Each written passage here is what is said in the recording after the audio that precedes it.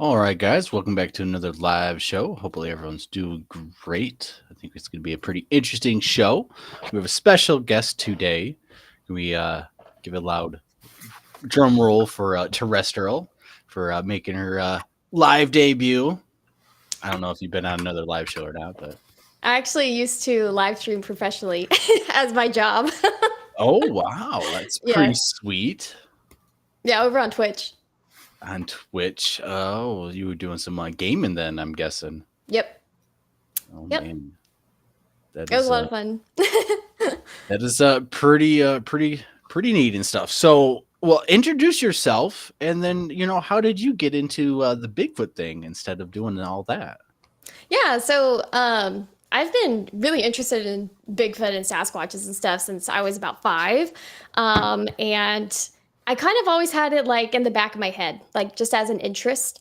But I really started diving into it as like I guess my full-time thing or my passion project, I guess, is the Sasquatch Data Project. About a year ago, I started in like 2023, going through reports, parsing reports, shoving it into like a massive data set. And it's really not been until like the last 6 months or so that I've kind of been sharing what I've been doing and sharing my work. But yeah, I kind of retired from streaming on Twitch last year, and I've been pursuing this ever since.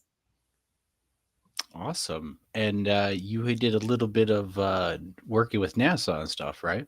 Yes, yeah. So I worked on NASA's Dawn mission, which was a study looking at two dwarf planets in our solar system called Vesta and Ceres. My particular research was on Ceres, and we were looking at these different geologic features that we thought were potentially caused by ground ice in the subsurface. So I got to work on that for about almost 3 years too. But the mission has since ended and all that, but it was a really cool experience. It's pretty sweet, actually. And I wish I could say I had that little background and stuff. I used to love, when I was a kid and stuff, going to the planetarium and seeing the stars. And we used to have a telescope when I was a kid with my dad. We used to, I would say, semi-professional hobbyists and stuff. We used to do all that back when I thought it was a little cooler and stuff. I thought Bigfoot was a little bit cooler, so I kind of dove into that, and here we are. But so what did you find fascinating about the whole Bigfoot subject that convinces you that they are real or possibly are real? For me, honestly, prior to looking at the data and the raw numbers of things and doing all the statistical analysis and everything, for me, the thing was like the Patterson Gimlin film, which I feel like a lot of people say that, but they've just never been able to disprove it. And it seems like every time they do a study on it, it just kind of confirms that it's real more and more.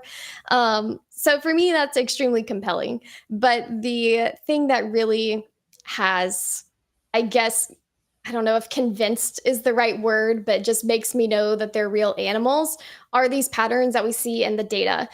Because the probability that they're hoaxed or faked or just totally random from people hoaxing the reports, it's far less than 1%. So for me, it's really the data and all the statistical analysis and stuff that I've been doing that really confirms it for me that, they're real animals. Also, the footprint data. I love, obviously, the footprint cast. I think that's extremely Yeah. compelling.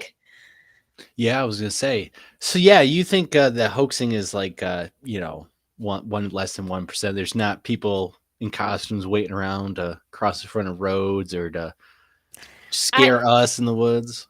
I mean, I'm sure it happens, and I'm sure that I have gone through like hoaxed reports and people just, making stuff up. But the chances of, I think I've gone through just over 1,500 reports now, and the chances of all of those being hoaxed and then these patterns that we're seeing like show up is just, I mean, it's just astronomically low. Like there's just no way that's happening. But I'm sure that there are people who, I don't know, they enjoy hoaxing. They enjoy pulling someone's leg, I guess.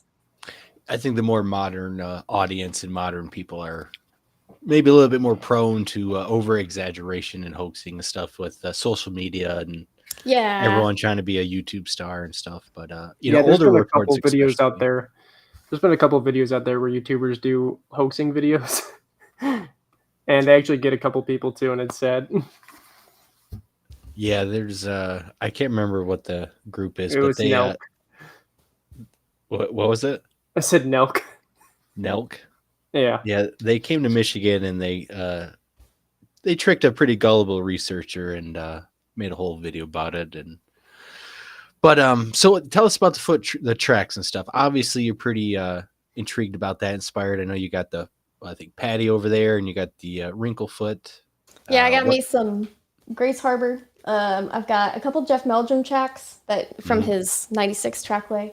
And then I've got Wrinklefoot, which is my latest one, which I'm super stoked about over there. And honestly, I can't remember what this one is. I'm not sure. But yeah. Oh, okay, I thought that might have been Patty. No, I can't remember. So where do you get those? Do you buy them or do you make them? Yeah, I bought all of these from the North American Bigfoot Center. Yeah, he'll ship them. Cliff will ship them. Oh, that's cool. Yeah, I think he makes plaster molds and stuff out of them and then clones them, and you just pay, whatever. Yeah, yeah, it's pretty interesting. I think Wrinklefoot has been tracked and casted around by a couple different researchers and stuff. I got to look back into that and stuff. We were about to do a show on kind of that stuff, but do you have some information on that? Why you find that one so fascinating? Yeah, Wrinklefoot's pretty interesting because, well, first of all, that's some like gnarly toe splay. I'm sorry, my camera's like mirrored. Very distinct. And my thing is I love to see how the toes move in the cast because I find that extremely compelling, especially if they have casts of like the same foot in a trackway. Just seeing how the toes move, how the foot moves, and it's in the substrate is pretty cool because it's like I guess you could fake that somehow, but it would cost a lot of money, be really time intensive, and just why? But yeah, I really love the toe splay on Wrinklefoot. I think that's pretty cool because on the other cast that they have, it just looks, different. That's the only one that I have from that individual. But yeah, it's really the toe splay. I love looking at how the toes like move around in the dirt. Yeah, we've had, I don't know, we might have found some tracks and stuff. It's kind of hard to say, especially when you don't see the creature. But thought we found knuckle prints there. It was doing something like this, and oh yeah, I actually got those pictures. Yeah, I got them floating around in my hard drive somewhere. But do you think they go on all fours? What do you think about when people say they see the spider crawling an aspect? The spider crawling seems really creepy. I'm like, if I ever saw that, I would literally never go back into the woods. Exactly. I feel the same way. I'm like, these people who see that and then continue to go hiking, there ain't no way. Yeah, so the majority of the reports that I've parsed, the Sasquatch is seen traveling bipedally. I would say about 98% of the time. What's interesting, though, that I have seen in the data is that if the witness does see them traveling quadrupedally, they move into a bipedal locomotion. They don't typically stay on all fours. So that's really interesting because I have no explanation for why that is. I guess, they're better at walking bipedally. So they're like, well, if I want to get out of here, I might as well, run on two legs instead of four. But I've only come across like one or two reports where the entire encounter, the Sasquatch is quadrupedal. So that's really interesting to me. Yeah, so you've been profiling quite a few different reports. I know you're trying to catalog all the different states and stuff, and you're using the BFRO and other sources. And I'm guessing. Let's get into some of the stuff that you're finding because you've started. What I know you did a little bit about the moon phases, and you're doing a little bit of for each state and stuff. But what can you talk about some of the moon phases and possibly some of the other stuff that you're already seeing and stuff that you've found so far?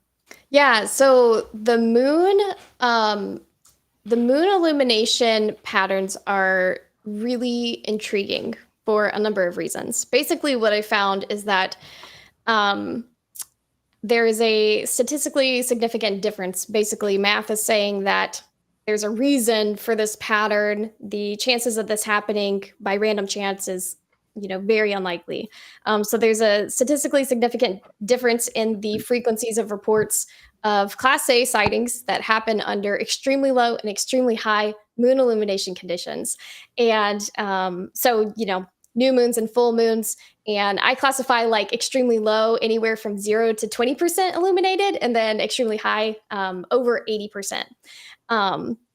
So it's pretty cool that we're seeing this pattern. Like if you plot it all out, it creates a beautiful little arc where you have your peaks at the end, and then it dips down in the middle. So you go, well, why is that? Like that's very weird that it's such an obvious pattern. And it turns out that nocturnal predators, at least in North America, follow the moon phases exactly in that way. They're very active under these really low and really high moon illumination conditions. And it has pretty much everything to do with their relationship to prey. So prey have evolved to know that predators can't see as well under new moon conditions, so they're very active. And predators have figured this out, so they're actively hunting, but it's taking them longer to hunt because they can't see as well. And they know there's more prey out, so they're spending more time doing that, so their activity increases. And then on the flip side, under full moons, prey know that predators can see better, so they decrease their activities. And so predators are having to use more time and resources to hunt, but they're also like staking out their territory, finding mates, that kind of thing. So it's really interesting that we see this trend in Sasquatch data because it's almost like you're looking at the metadata of the report. Like, who's going to sit down and go, I should make my encounter happen on a new moon because predators are more active under a new moon, and that just adds to the joke or whatever. And then to have that pattern over decades and over hundreds of reports, that's crazy.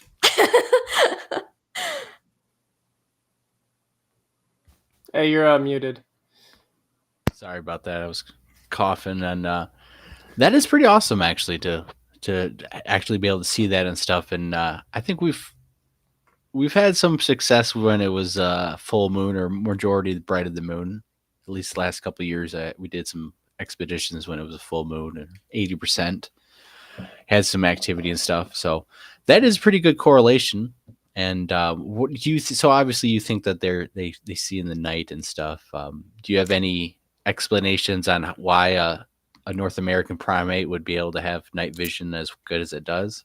Yeah, so this is something I've actually been thinking about this a lot, especially with the eye shine stuff, because I know that's a very hot topic. Do they have eye shine or don't they? The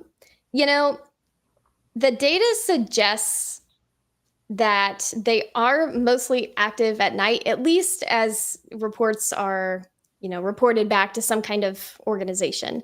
The majority of reports happen at night. But, there are still a good chunk, I don't have a percentage off the top of my head, that happen during the daytime. So I really don't know what to think about that because typically if you're dealing with a truly nocturnal animal, you're not really going to have as many, I guess, reports of that animal during the daytime. So at this point, I'm not really sure if they're fully nocturnal. The potential presence for eye shine would suggest that, though, because they would have to evolve to have, the tapetum lucidum and that whole ordeal. But at this point, I don't really know if they're fully nocturnal just based off of how many daytime sightings there are.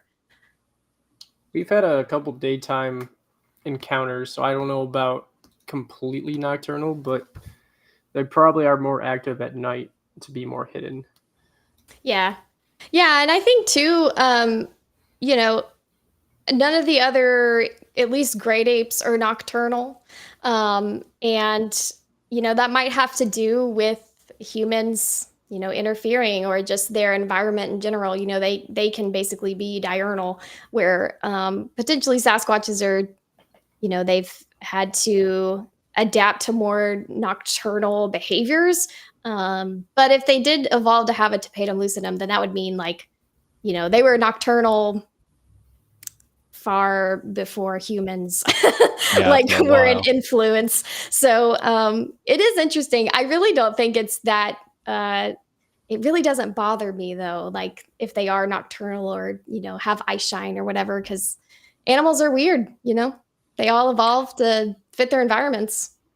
Yeah, and it maybe some external pressures super jump started their genetic makeup to make them evolve nocturnally and stuff. They're finding that evolution might be a little bit faster, depending on that, not long and drawn out. Because obviously, Sasquatch doesn't fit into anything that would normally work for evolution and stuff. There's no ancestor that we would literally put it in. Gigantopithecus doesn't really fit into a lot of people's narrative of Sasquatch and stuff, especially or these wild men spread out to the world. But so everyone, after the show, of course, I want you guys to head over to Sasquatch Data Project and let's get our subscriber count up to where it definitely deserves, which is a lot more than this. Let's give her some love over there. So let's get her up there and stuff. And so you're open for other people to invite you on and stuff like that. Where can people reach you and stuff? Is that through your Yeah. website and social Um, media?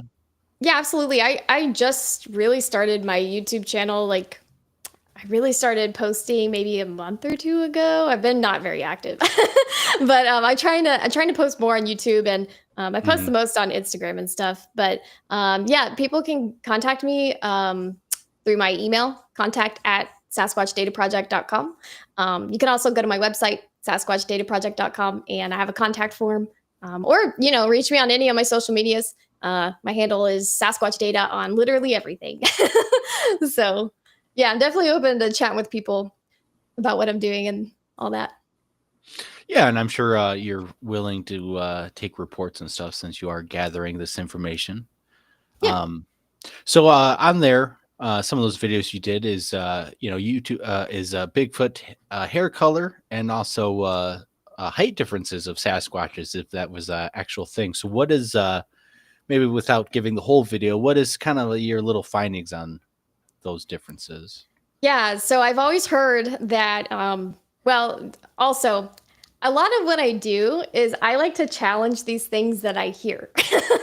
Especially, I love to challenge these things that I hear over and over again from people in the community, because I'm like, is this actually true? Like, are the numbers adding up to support this statement? So I've always heard that like in the South, there are more red brown Sasquatches than out west. Out west, they're typically black or dark brown. In the South, you have a wider array of colors. So I was like, well, I got enough data to finally run statistical significance testing. Let's see if that's true.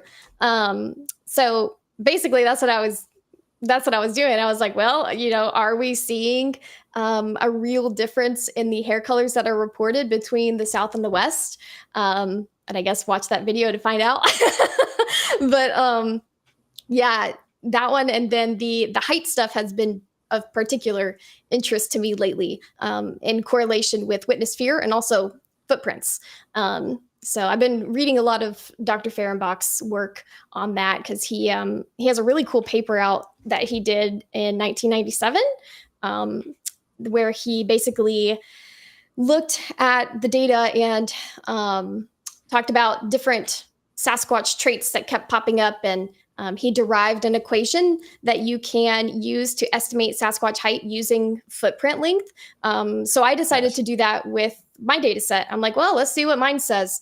And we actually got, our equations are quite different, but the results they produce are quite similar. So that is really interesting. But yeah, so those have been my kind of interests lately. Yeah, Val does a lot of that measurement in his group and stuff. And so, are you finding that there's a lot of aggressive reports compared to, let's say, like Good Samaritan reports where Sasquatches help people? Do you have any reports of Sasquatches helping people? I haven't come across any reports mentioning that. I have looked at the aggressive slash intimidation behaviors though, and at least from what I've gone through, about 5% of reports include some kind of intimidation behavior, whether that's like object throwing or um, you know bluff charging or anything like that. So it's a pretty low percentage. 95% of the reports are either you see the Sasquatch sees you first, and then one of you like gets the heck out of there. Like either it's you leaving the encounter first or the Sasquatch. And that's something else I'm keeping up with. I haven't run numbers on that yet, on that though. Like who's leaving first? Is it the Sasquatch or is it the witness? So yeah, it's definitely not super common for, at least for the reports that I've gone through. And, this is just what's reported. It's not everything that's ever, happened. But it's not super True, common that we see true. like the intimidation behaviors reported, at least. So, speaking of that, what do you think about those who are unlucky and don't ever come back and don't get to report back? Do you think that there's some data out there with like this missing 411 kind of stuff? Or I know not all of it's Sasquatch possibly related, but do you think some of stuff's going on? And what do you see with your background and what are you doing in the reports or not even in the reports? Just Yeah. So I haven't really read any reports, at least that have made it into the data set that suggest that. But I mean, anything's possible. If you're out hiking and you just step into the wrong Sasquatch's turf, I mean, they're wild animals at the end of the day. They're not like domesticated by any means or anything like that. So I mean, it's definitely a possibility, but I can't say, I really don't know. But I guess no, that's it is good. possible. Yeah, so you think that they're more like an ape? They're not like a lost tribe of people that have a linguistic language and maybe some cultural stuff that's flung in there. Do you think they're Native American elder brothers and stuff like that? Do you think they're, uh, paranormal, uh, Yeah, aliens coming out of UFOs and stuff? I'm purely in the camp that they're just another ape. Whether that means they're, more closely related to us or more closely related to the other great apes, I don't know. But I'm pretty much purely on the side that they are just apes running around. But I like to have an open mind. So like if later down the road I'm wrong, then that's cool. Learn something new. But yeah, I, Exactly. yeah, I from everything I've read and the data suggests that they act just like we would expect an ape to, honestly. Like they have very apey behaviors and yeah. So that's where I kind of stand. No, yeah, and that's perfect. So, how do you think that they're staying hidden from everyday public to the government, or do you think there's some type of government involvement to keep them censored in a way from the public? Do you think there's a reason for that? Because obviously a lot of people are seeing Bigfoots in a lot of different places, next to suburbs, outside cities, on their family property that they've had for generations. So, what do you think is going on? How do you think Bigfoot's hiding and in all of that? Well, apes are inherently very elusive. So it wasn't even until I think the mid 1800s that gorillas were like officially discovered by science. Though there had been stories for centuries about them. And I just think they're extremely elusive.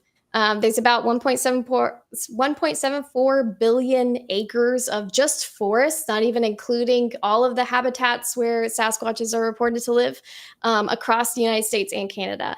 And if we go with the estimate that there's 6 to 12,000 individuals spread across that 1.74 billion acres, that's a lot. That's a lot of places to hide. So I think Yeah. they're just really good at hiding. I think they're elusive, and I I don't know. I mean, I know there's talk of like the government knows they exist, and they might, they might. It's a possibility, but I don't know if they're like actively trying to keep it under wraps or not. I have no idea. Like, I'm really not sure. Yeah. So, so what do you think about the population and stuff from the reports and stuff? And because that is a lot of acreage, and if there were that many individuals or that few individuals, they could just disappear, and there would be no sightings. You would think so, but there's sightings in places where there's not the wilderness forested Mhm. area. So why do you think that is? Why do you think Yeah, that that's a there's really good sightings question.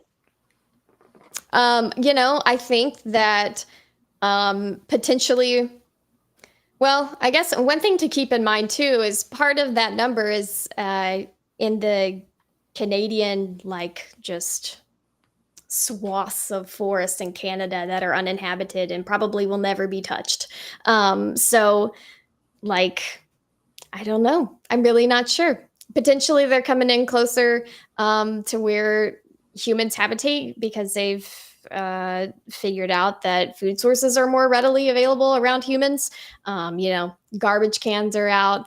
We got farms and orchards. So potentially, it's just them seeing an opportunity to have an easy meal. So they've decided to stick around closer to humans. But I don't know. That's a really good question. I haven't really thought about it like that. It's kind of what came to the top of my head, I guess. No, it's great. It's a mystery to all of us. I think everyone likes to think they know a little bit about what's going on, but obviously we don't. These I things mean, are we really, honestly, like, we don't. none of us know anything. Like, we're just trying our best. We have a lot of hypotheticals and guesses and theories, but there's nothing proof. There's no proof of any of it other than experiences that people have, and that's Yeah. really what drives a lot of the information is experience based, not evidence based. Very few evidence. I mean, heck, you might have about half of the tracks that you can probably buy and get that are evidence wise. I mean, like there's not that much stuff. So why do you think that is that people have encountered these things for the last 50 plus years since Pattison and more with Native Americans, but in the modern times, but there's not much evidence for it. Is there Well, anything in the data or to suggest what we're doing wrong? I think, personally, I think there's a lot of evidence. I really do. I really think there's a lot of physical evidence. I really think that um, just from there's also, really credible footage, at least in my opinion. So I do think there's a lot of evidence for their existence. But I think, well, this is kind of what I'm trying to do with the data too, is I think we need to start thinking about things differently. Like I was watching a documentary that was made in like the early 90s about this, and they were saying a lot of the same stuff that like we're still saying today. And so obviously something's not working. So we got to start Yeah. trying new things. And that's part of the reason that I started Sasquatch Data Project, because I'm like, we need someone to sit down, go through all these reports, run statistical analysis, do some like machine learning or modeling or whatever, like on all this data, because there is stuff to be learned through the data that I feel like hasn't really been picked apart yet. Like it hasn't really, no, I guess no one's really wanted to fully do that because it's a lot of work. It's a lot of reading and stuff. Yeah. So yeah, I just think like we need to start learning more about primatology. I think that's something that's really important. Like there's tons of primatology YouTube videos, or just classes you can take, or books. Like I just bought a stack of books off of eBay for like $15 on primatology, and they're all textbooks. I think like as a community as a whole, we really need to start thinking about that more and learning about that, because uh, the best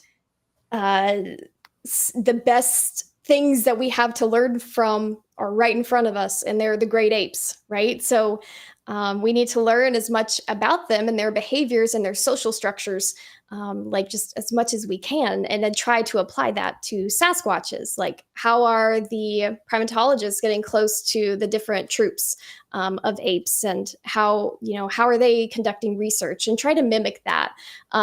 And I feel like in recent years, that's really picked up. Like people are trying to be more scientific, and trying to be more methodical about their approaches to studying Sasquatch, especially in the field. But I do think there's a lot to learn there from the primatologists, about their methods and what they're doing. I couldn't agree more and stuff. I think we're all lacking on certain skills and stuff, and different stuff. There's a lot of stuff to learn and to apply, and I tilt my hat to you and stuff, because there's a lot of reading and stuff that what you're doing. And talked to you about Deval, and he does the same stuff, and he profiles it a little differently than what I'm guessing you would do. Obviously, his background is law enforcement, so he does kind of a serial killer. But some of the stuff that he shared when he's come on and stuff is very, he, from his opinion, his perspective is they don't stay away from humans and stuff. Something that would stay away from humans, wouldn't peek into a window of kids and try to get garbage or steal cats and stuff like this, or livestock. And he's very adamant that they're people watchers, and they are not afraid to be very close to population centers and stuff.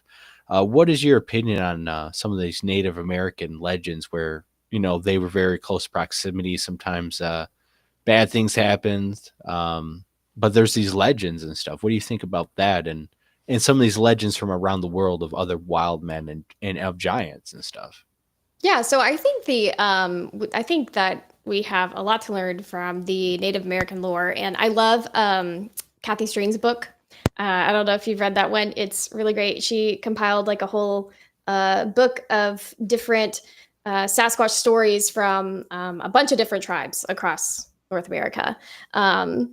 And I think there's a lot to learn there. I think we should be paying attention more to the other reports of unclassified bipeds across the world, especially like the orang pendek, the yeti, and so on.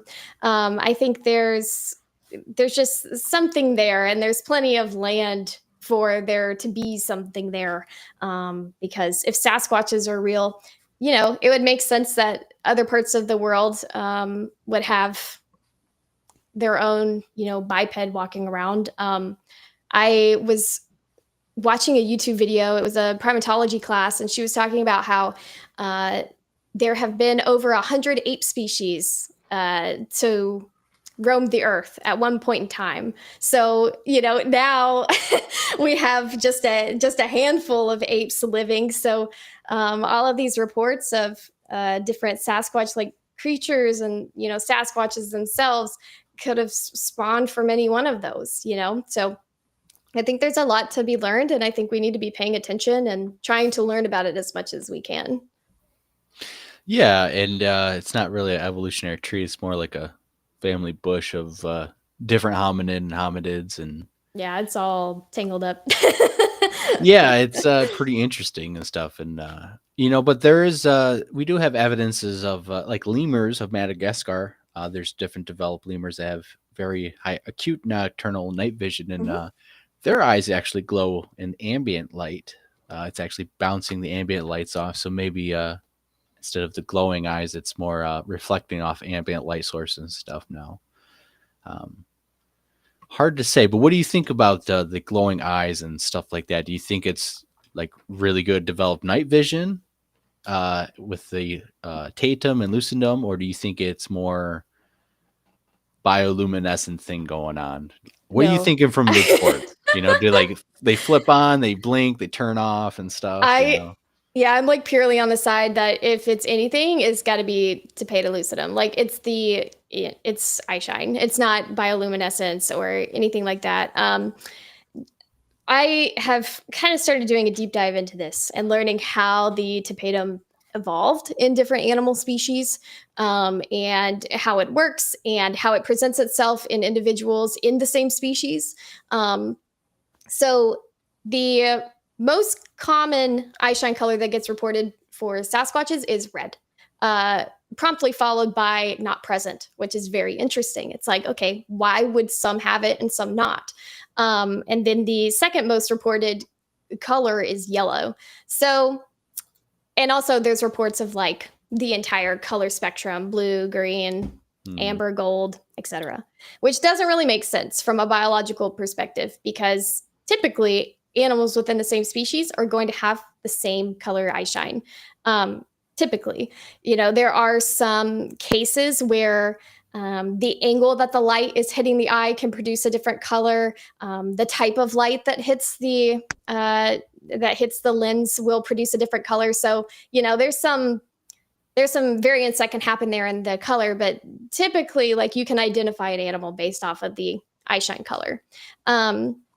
So, and also they found, like, in domestic cats that some individuals just don't have the tapetum lucidum, even though the others do in the same species. Like, just particular ones just don't have that. So, it could be dealing with something like that. Like, just some individuals have it based on genetics and others do not. But the different array of eye shine colors really confuses me, because, if you have most of the colors falling in this like red and yellow color sphere, having like blue, green, and gold and stuff like that, it just doesn't really make sense unless the animal is of like it evolved the tapetum independently of the others in the species, which the chances of that would be pretty low. But I'm if they do have eye shine, it definitely would help them in their nocturnal pursuits, I guess. But if it's anything, it's gonna be, for me at least, it seems like it's eye shine. Like, it's just the presence of the tapetum lucidum. Highly developed set of it, I would say, because and it is weird and stuff, especially they're probably diurnal, like you were saying, because we've had daytime encounters and stuff. There's quite a number of daytime encounters and stuff going on, so, which is pretty amazing, because usually if you developed really good nocturnal night vision, you kind of sacrifice your daytime night vision, or at least colors. They might not be able to see in the color spectrums as good as other great apes and stuff. So I wonder if that's an issue for them and stuff. What else from your data gathering do you want to share with us that you think it's important that it's not getting enough limelight? I think just the honestly, the essence of what I'm trying to do is, I guess, a couple things. I'm really interested in just learning more about the species in general, and also challenging seems like such a strong word, but I guess testing some of these ideas that get perpetuated throughout the Bigfoot community just over and over again. But there aren't really any numbers to back up what's being said. So that's part of what I'm trying to do. The other part is also kind of to reach out to the open-minded skeptics and say, look, here's a new way of thinking about this topic. It's not just like the videos and stuff. Like, there's actual data that shows that they're acting like we would expect another North American predator to act, and the chances of all of this being totally random or hoaxed is far less than 1%. Here's all my math. Here's all my data. Here's the data set. You can go run your own analysis if you want to, just to double check, my work. So I think for me, that's like a big motivator of what I'm trying to do, is just show that these patterns that we're seeing, these behavioral patterns like the moon illumination, or like the witness fear level and correlation to the height, like that doesn't even relate to Sasquatches. It relates to the witness and humans, and ourselves, and that's just something else you wouldn't really think about if you were hoaxing. Like, that is significant, and we're seeing these patterns that, like, as witness fear increases, so does the perceived height of Sasquatches, which to me points towards this fear-driven magnification. When you're really freaked out, the stimulus looks way larger than what it actually is, and sometimes up to 30% larger. Like, that's crazy. It's crazy that our brains can do Yeah. that. That is, and when you are trying to get accurate measurements, that becomes a red flag. That's kind of hard, especially in the data when we have 10 footers, 15 footers. Usually I think probably I'm guessing around 7 foot is probably the average. Yeah. So finding? if you're just looking at the raw data, the average is 7.5 feet, and then 50% of the middle section of the data lies between 7 and 8 feet. But I actually just posted a YouTube video on this, I guess, to give the whole breakdown. If you look at the witness fear level, I've classified it into 5 different groups, ranging from no fear to extreme. If you look at that, the averages go up. And while every single group has at least one report of like a 10-foot tall Sasquatch or more, it was like 77% of those reports lie in the elevated and extreme witness fear groups. So, if you, and I've been playing around with the numbers and I haven't published them yet, but if you kind of take that into consideration, use these numbers that other studies have drawn, about like how much larger people perceive the stimulus as, anywhere from 17 to 30%.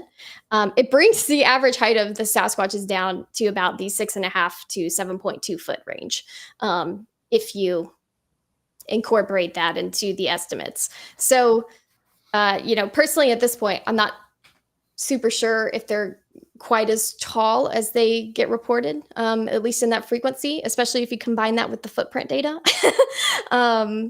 It's kind of interesting, and I know it's been kind of controversial, at least on TikTok. People have not really liked it, but I'm just not super sure, just based off of the data and the physical data we have. And also, as your mass increases is by that much proportion, from like an 8 foot to a 10 foot to 12 foot to 15 foot. I mean, that's a massive creature to not leave enough sign to be discovered. It's a lot of droppings. That's a lot of calories. Even moving through the woods, you're going to be causing a trail to be able to move that body. And, I've been in places and it's like, I find it hard to find where a 7-foot Sasquatch that I think is, massive. I can't see where, these massive 12-footers would be, and without leaving all this evidence and stuff. So what do you, again, why do you think that we're overlooking evidence? Are we not cued into what we need to be looking for? We need to take more primatology classes on YouTube. Like, what's going on? Because even if they are 7 foot or even 6 foot, I mean, they got to leave sign out there. So what's going on? I think that, it's a couple of things. Yes, we need to learn more about primatology. I think that's like the number one thing. We need to learn more about the other great apes and how they function and how primatologists study. I think too that, we need to start taking tracking classes. We need to start taking, naturalist classes. Like, I'm in a naturalist certification right now to try and learn more about our environment, what's edible, what's not, what does this plant growing here mean about the soil types, and how much rain happens here, what other animals could be here. Like, we need to start learning more about kind of everything surrounding the animal to help us, I think, find the animal. I know for me, I'm not like a certified tracker. if I went out into the woods and someone was like, go track, this mouse species, I would have no idea what to do. And, I need to learn. Like, I need to learn how to do that. I need to learn how to track animals. And because I'm sure that there's stuff that gets overlooked, especially when we have these reports of like single footprints. They're like, it's just one footprint. There was nothing else to be seen. It's like, okay, we aren't looking at the environment good enough. Like, we need to learn more about tracking so that we can figure out where that other foot hit. Because it did hit somewhere. It's just, you got to know what to look for. It might not have been perfectly in the mud. So I don't know. Just from my view, there's got to be something more to learn.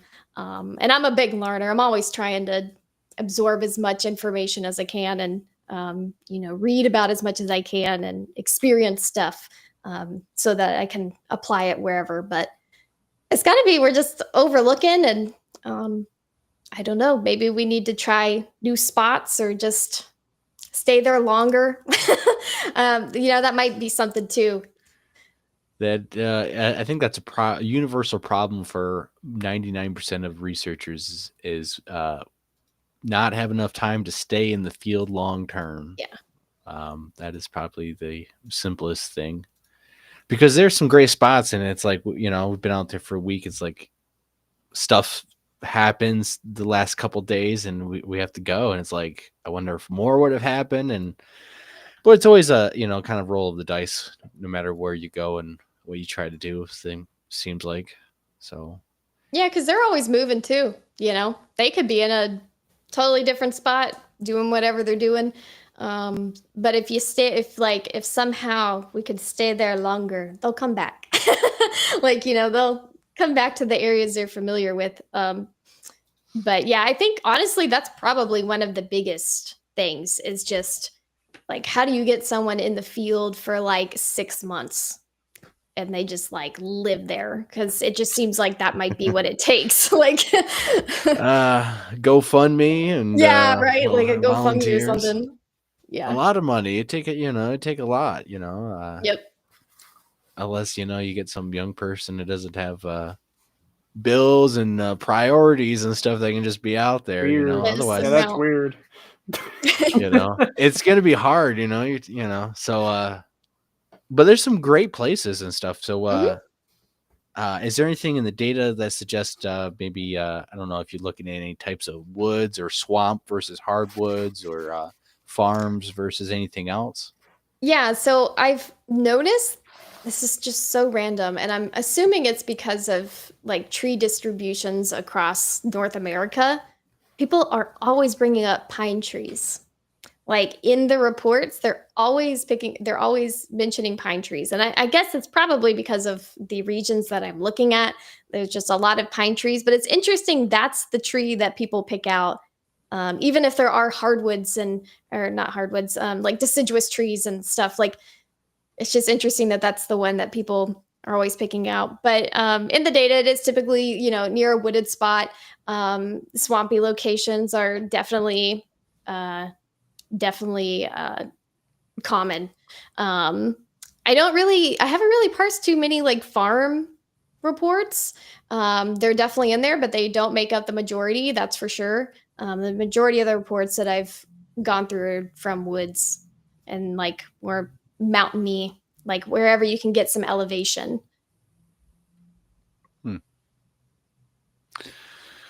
What about you, James? You got anything stirring around in your brain you want to ask? And also, people in chat, if you guys want to start asking questions and stuff, please feel free. We got some couple comments in here from Robert Endovin. Says this talk reminds him of terms of his statistics class years ago in college, average, mean, bell curve, confidence levels, etc. I'm guessing he's definitely digging what you're doing.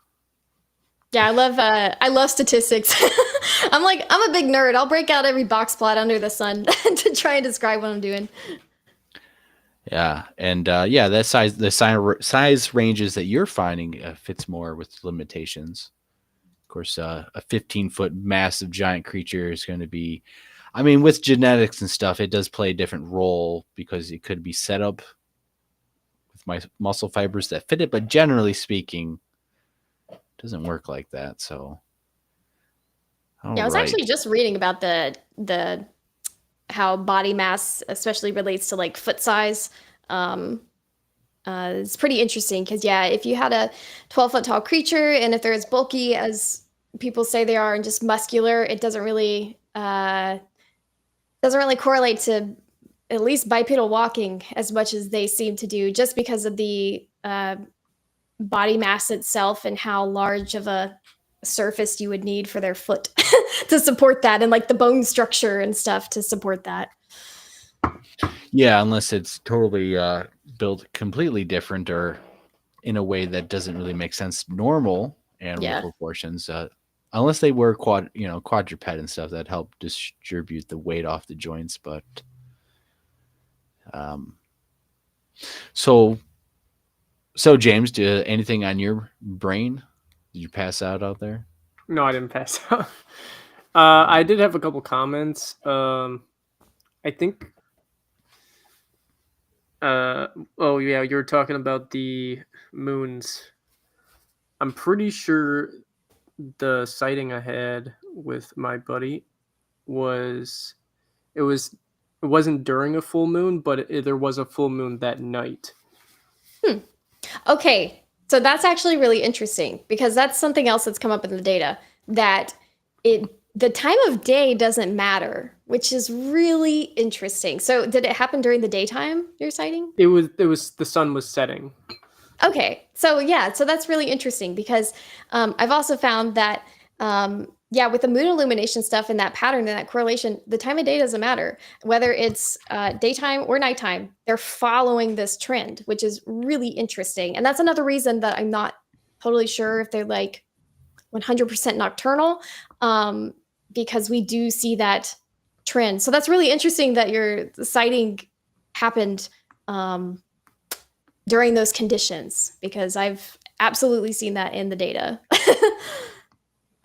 Yeah, there's also been like a bunch of encounters that also happen on like full moon days, but yeah, I'm pretty sure, right? When we were North Blake and like in the UP as well, weren't there like full moons out there? Yeah. In the last 2 years, I've tried to fit most of our stuff on a full moon or a week or two to where it's mostly bright. And we've had pretty good success on, I would say, I don't know, at least 50%. I'd have to go back and see, but yeah, it's hard to say and stuff because we haven't gone out enough when it hasn't been a full moon to test, or in the middle, I should say. But it seems like it's pretty active, and it helps us. I mean, I don't know, we can see better in the full moon, so I like to do that also, and we don't have to rely on flashlights as much. Have you found anything where they're afraid of flashlights and stuff? I know Val has come out with a point where they seem to don't like flashlights, or they're blinded by flashlights pretty intensely. So yeah, I've kind of noticed that when in a few of the reports, I don't have a number off the top of my head, if someone shines a flashlight, or if they're in headlights of a car, they go like this. It's like they're covering their eyes with their arm. And I think that's really interesting because it's kind of like, I don't know, for me, that's a very like humanistic response. And I'm sure other apes probably do that or so, but it's just an interesting detail that I've noticed crop up. I'm not, I don't know if it's light sensitivity, or they're just like, okay, why is there suddenly like a beam of light into my eyeballs? But yeah, they do seem to, they just shield their eyes with their arm, at least in the reports. So that's an interesting piece of info. it shows a little bit of intelligence also. I mean,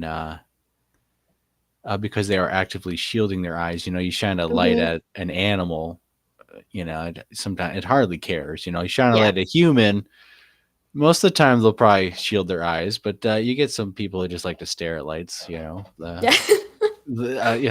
But generally speaking, I think that is a little bit of a test. You shine a light at a person, and it's like, if they don't cover it, they might be a little slow to know what's going on. But It I might be think that like it's real. yeah, it could be potentially a sign of how self-aware they are too, maybe. Yeah, Because that's an because interesting point. Like it might be a bit telling at their consciousness. Like, do they know that they are an individual? Basically. yeah, exactly. Because like a mirror test. I wonder that would be awesome to see Mm-hmm. how that works. Because you shine a light at a dog or any other animals and stuff. I mean, they don't really react like, oh my god, there's a light in my eye, but they don't. So it's a little weird. It's a little weird. Yeah, Yeah, it's that's right. interesting. That's right, Texas Jack. Yeah, spatial awareness. Did you find any reports ever where there was a Bigfoot report and another predator at the same time in that report? Say like a cougar or a Like a bear. cat. Yeah. Yeah, I've heard this is something I keep hearing about. People mention is like there's a cat and a Sasquatch. I have not come across any reports that mention another predator, and particularly a cat. Though I know what you're talking about. I've heard people say this. Yeah, I've never come across a report that mentions that. I'm trying to think though. I feel like people always say in the reports too, they think that they're dealing with a bear at first, especially if it's a residential setting. Like, they hear something rummaging around in the garage or in their garbage can or whatever. People think it's a bear and then they go out, it's a Sasquatch. No, I don't think I've come across any reports that mention like a cat, like a cougar or anything. We got a buddy seeing one running with a wolf alongside of it. Well, Really? the Sasquatch was speeding away, but the wolf was following it as a companion, not as predator. That's interesting. That was here in northern Michigan with their buddy. What kind of wolf was it? I don't know what kind of. We don't have wolves in the South, so. I It's think a gray wolf. It would be Okay. a gray wolf here in Michigan. I don't Gotcha. think we have timbers. No, they're more Western Canadian. So they're not supposed to be here in northern Michigan, but we've had eyewitness and found tracks and stuff. So Yeah, they're not supposed to be in the South either. I guess we do have one wolf, the red wolf, but they're basically extinct. And I actually recorded wolf vocalizations in Georgia last year, and yeah, so Georgia's not supposed to have wolves either, but definitely recorded wolf vocalizations. yeah, and that was on your Instagram, or I think Yeah. I've seen that somewhere. Yep. Yeah, because they were very long, consistent howls, not yipping and skipping that coyotes do and stuff. They're all over the place, but these are very long and continuous. Yeah, and they fit within I looked at the spectrogram and compared it to other wolves, and it fits perfectly within like the wolf howl frequency ranges too. And the time span, like how long they can sustain the howl, it's like definitely a wolf. I sent it off to a couple people, and one professor was like, "This is a wolf. I don't know how you got this." But like, Nice. This is really confusing, but cool. Yeah. So do you cool. think that's red wolves, or do you think those are like maybe coy wolves that are doing the more wolf stuff instead of coyote calls?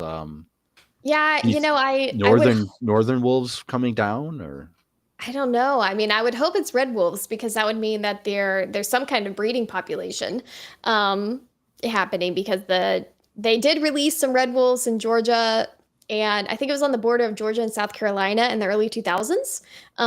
So if it was red wolves, that'd be really cool, because that means that whole, reintroduction was successful, because they would have had to migrate north, I think like 100 miles or 90 miles or something. But there was actually a report like 30 miles away from where I got those howls. About 2 months later, the DNR got a report that some guy let out his pet wolf, and they had to go recover it. So it had been loose for only like a day. But people maybe have pet wolves and are releasing them, and they're just forming packs. That's probably what's Yeah, I happened. mean, people, rich people do own exotics, and sometimes they just let them go instead of disposing of them properly or paying money to house them. Yeah. I think that's what happens in England with some of these big cats and stuff. They're just Mm. exotics and stuff. Florida, I've been to Florida, and they have exotics down there, and but there are a lot of big cat ranches. Actually, I grew up with a kid.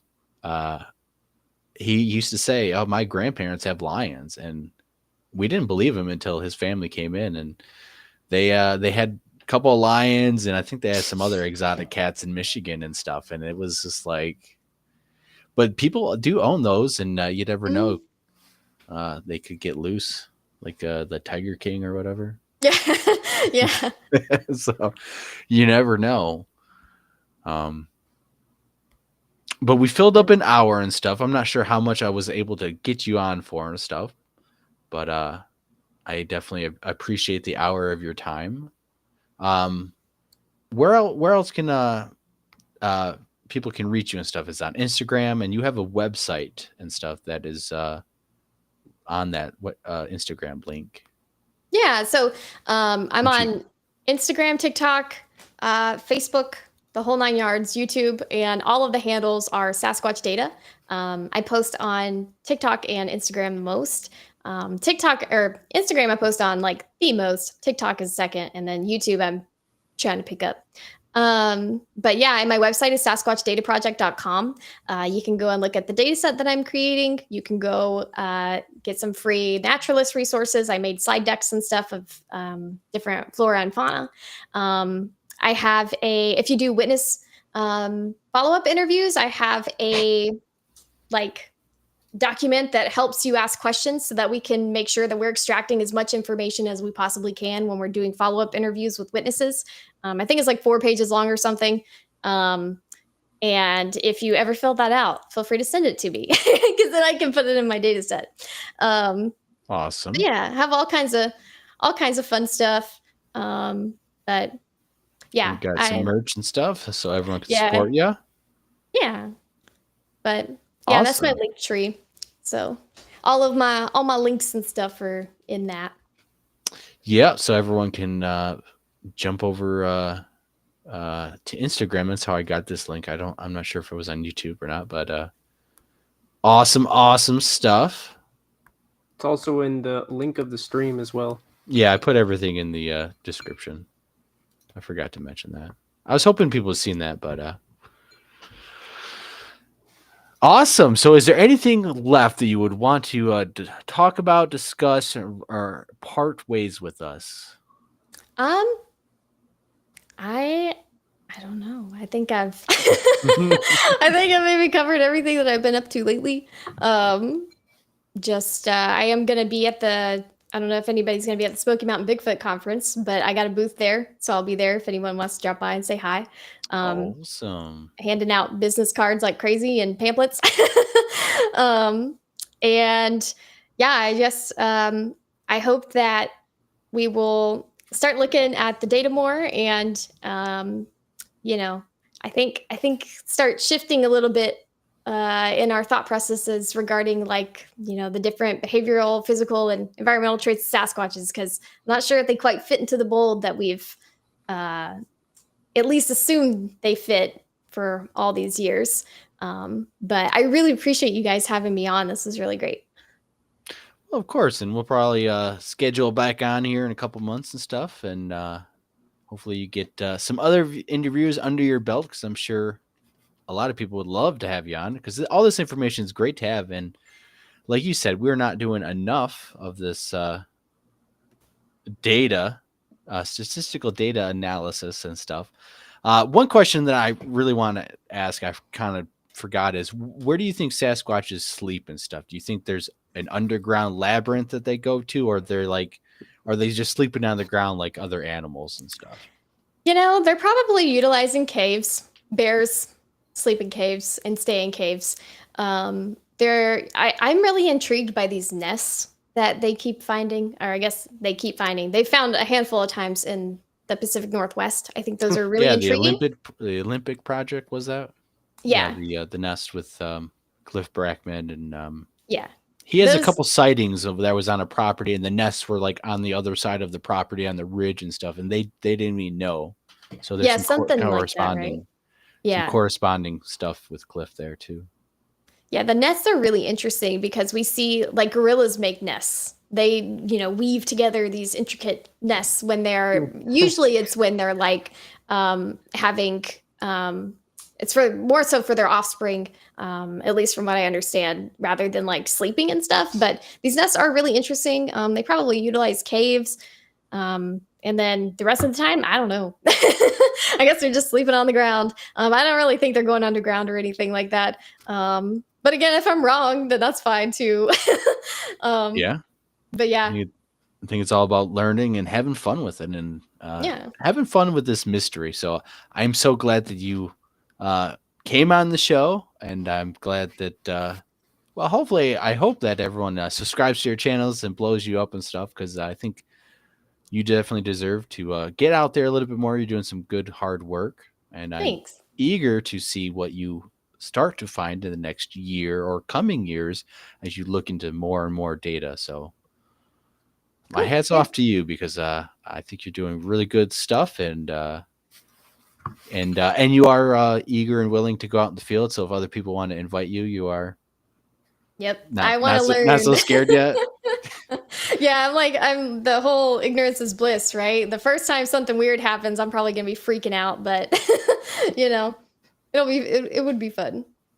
Awesome. All right, James, anything left from you want to add? Nope. All right. Well, thanks for everyone who participated in the chat. I appreciate everyone who watches this, of course. God bless each and every one of you. And we're going to see you on the next live show. It'll probably be next Tuesday is what I'm going to be guessing. So, all right, guys. And let me get this video up. And without further ado, we're going to land this plane.